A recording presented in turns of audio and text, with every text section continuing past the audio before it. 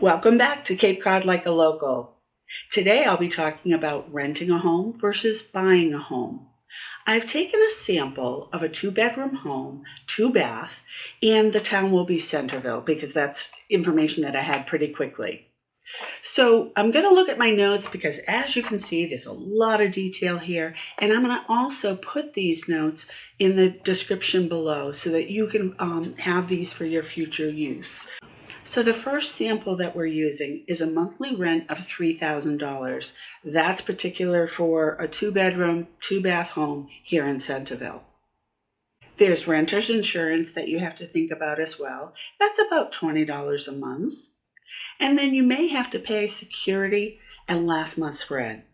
So your first all-in payment to move into a home is $9,020. Now, if you're going to purchase a home, again, 2-bedroom, 2-bath, the numbers are going to be a little higher. And what I want to do is take you through the process so that you can use your own comparison.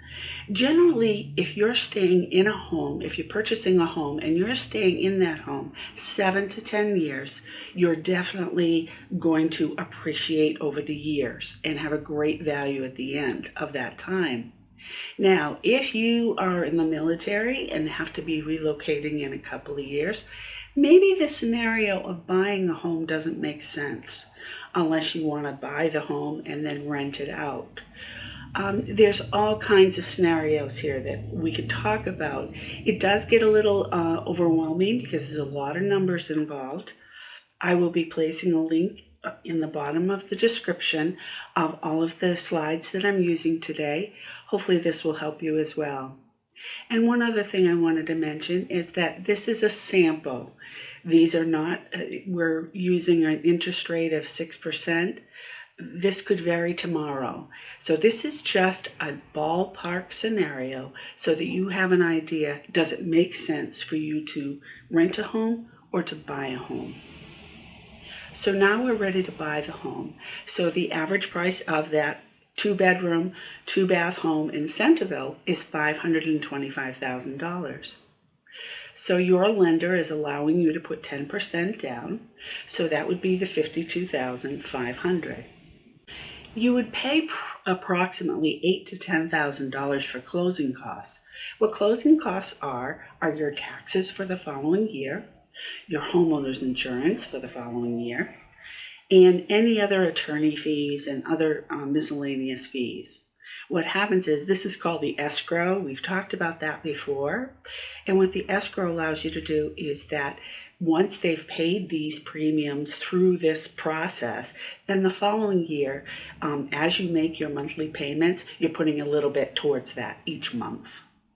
So the total cash that you've had to come up with to purchase this home and to move in, now we're not talking about moving costs or anything like that because I'd like to stay as close as we can to just the details of renting versus owning. You're going to be spending about $60,500.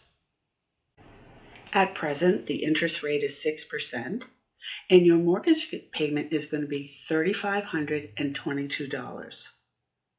This will include principal and interest.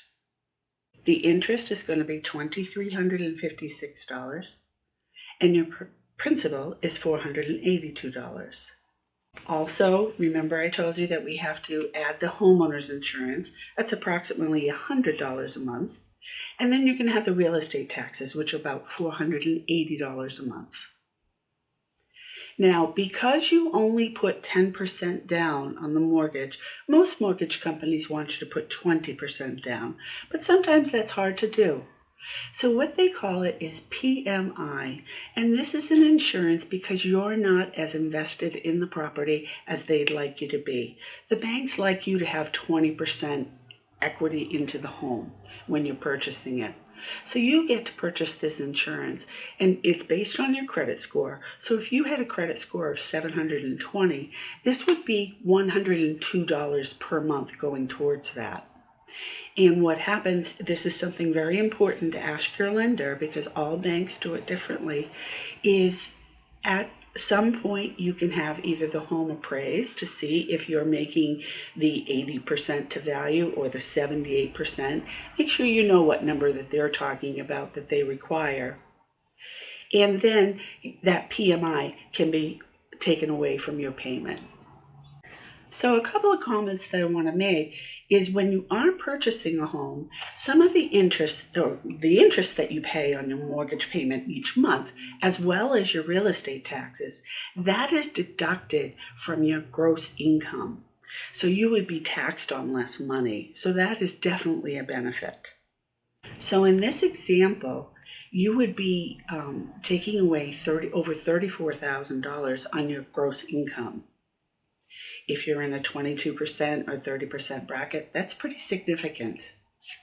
You do not get any benefits in Massachusetts for rental. Years ago, you could take an expense for that, but not at this moment. So as you will see in the slides, I've allowed a 2% inflation rate.